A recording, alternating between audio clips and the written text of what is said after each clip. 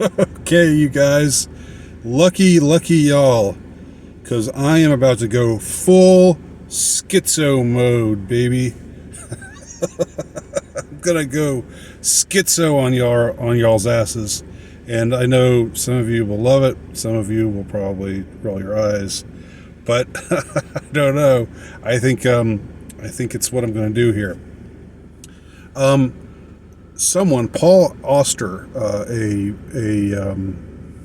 a subscriber, made a comment on my backup channel regarding the situation with Aaron Rodgers and his injury. Paul Oster brought me in his comment, brought me the news, something that I hadn't heard before, that absolutely blew my mind, and it's what I'm going to talk about here. And I will leave the link below, because this actually got covered.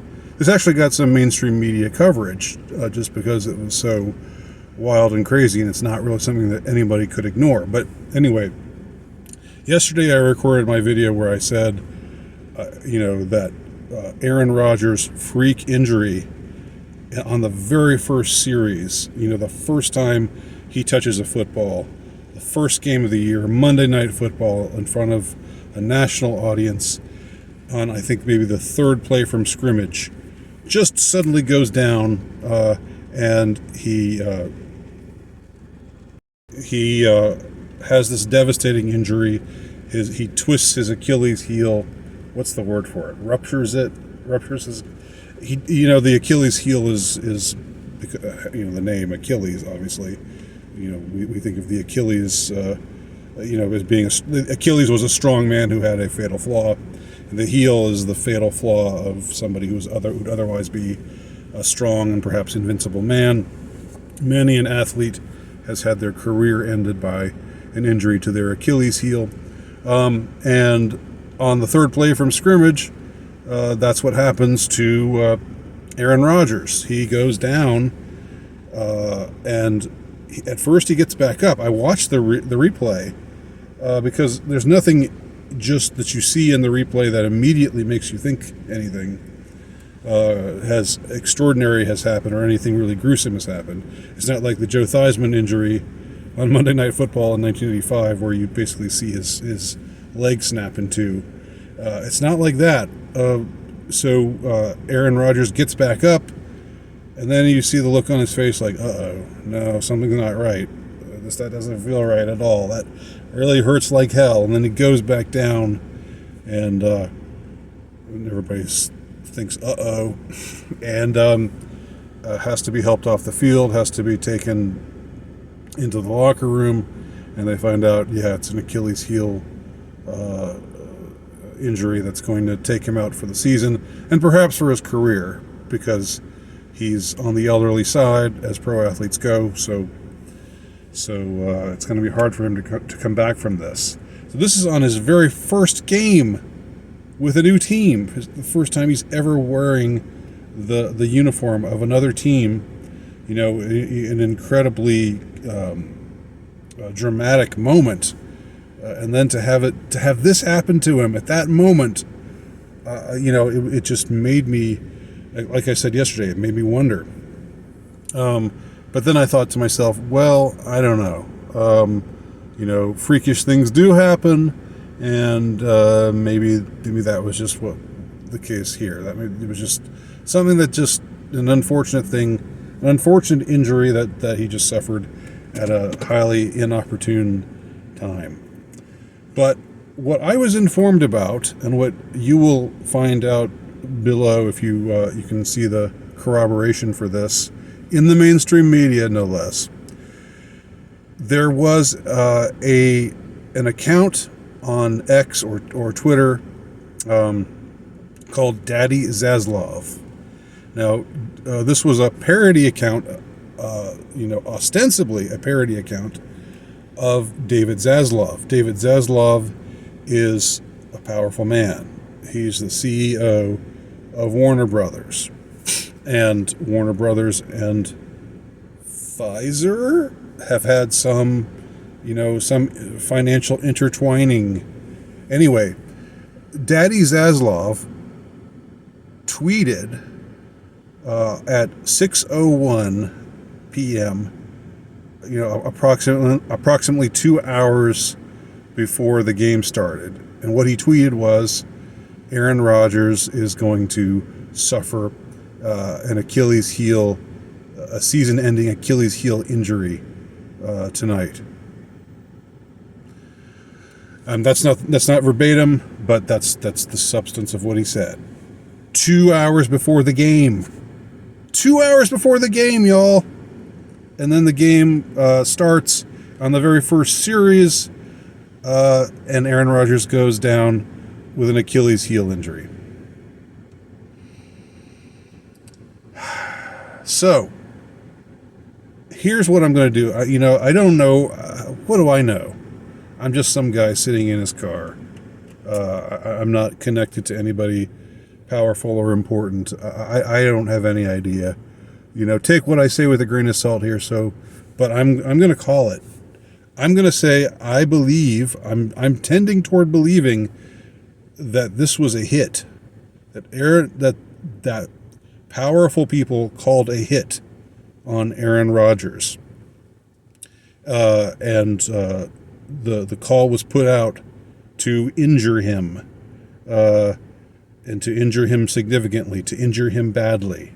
And I don't. Maybe this news was, brought to the Bills' offensive line, and financial, incentives were given. I don't know. I'm not making accusations here. I guess I sort of am.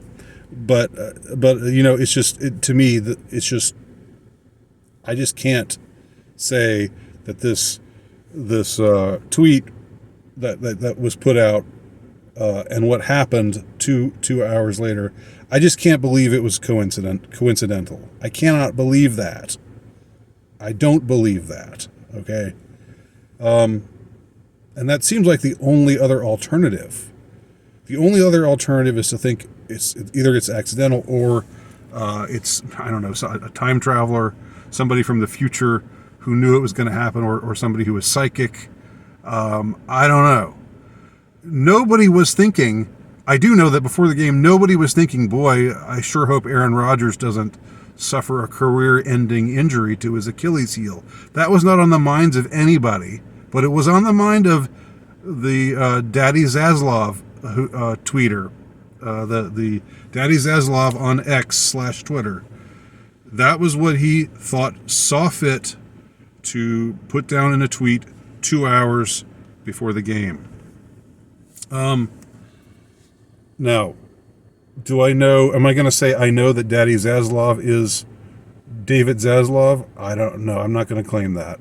But it is interesting that he's doing that. It's a parody account of a very powerful man, a man who one would think if something was going down, if the power elite was going to take someone out or call a hit on someone, David Zaslav would be among those who would know.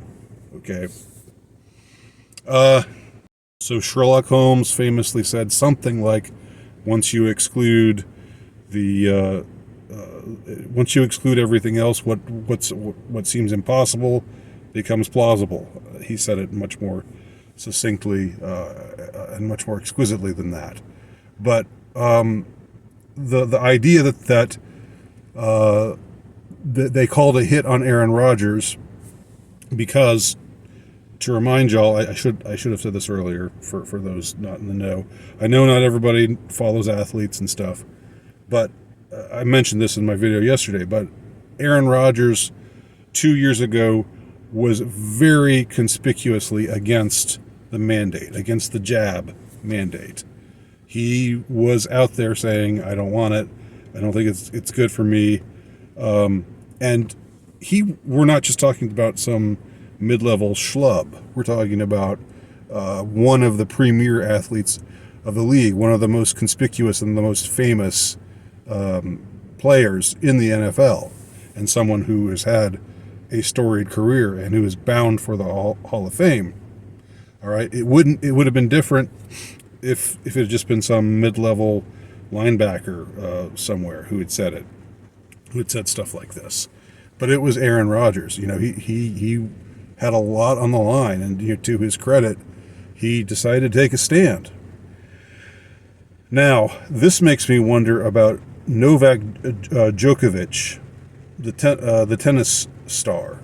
Novak Djokovic was taking a very similar stand at the same time. And Djokovic, 2 years ago, when he took this stand, when he said, "No, I'm not going to get that procedure done to me," he took his lumps for it. Not only did people criticize him for it, of course they would, but he was actually not allowed to take part in major tournaments. They didn't allow him to take part in the Australian Open, and they didn't allow him to take part in the U.S. Open. And Novak Djokovic is somebody who's, again, like Aaron Rodgers, one of the greats. One of the greatest tennis players who's ever played the game. And so again, for him to take that kind of stand, it took guts. And he said, I don't care. My health is more important than me winning tournaments.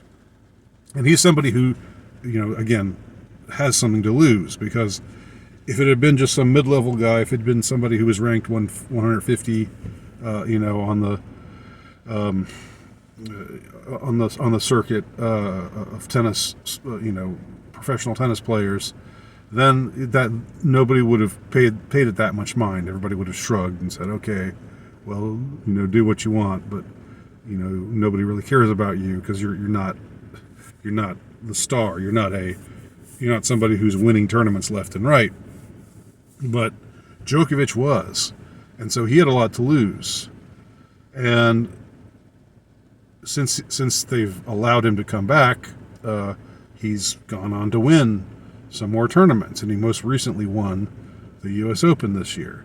But what happened to Aaron Rodgers makes me think, Novak, if you're watching this video, I'm sure you are. Beef up that security, buddy. Beef it up, and be careful, and make sure you can trust the people around you, because these world leader types, these sorts of people who fancy themselves to be fit to rule the rest of us, they are vindictive. And when someone challenges them and stands them down and wins, the way that Aaron Rodgers did, the way that Novak Djokovic did. I'm sorry if I'm not pronouncing his name correctly. Please forgive me. I'm not Serbian. I'm not even Polish. I'm Polish American. I'm an ignoramus. But anyway, for someone that prominent to stand them down, face them down, say, "No, I'm not going to do this," and end up prevailing, end up not knuckling under, that pissed off a lot of very vindictive people. So again, those are just my thoughts. Call me schizo if you will, but that's where I stand on this matter now that I know about the Daddy Zaslav tweet. So let me know what y'all think. If you have any thoughts about this, leave your comments below. I'm quite interested to hear anybody else's opinions. Thanks for watching.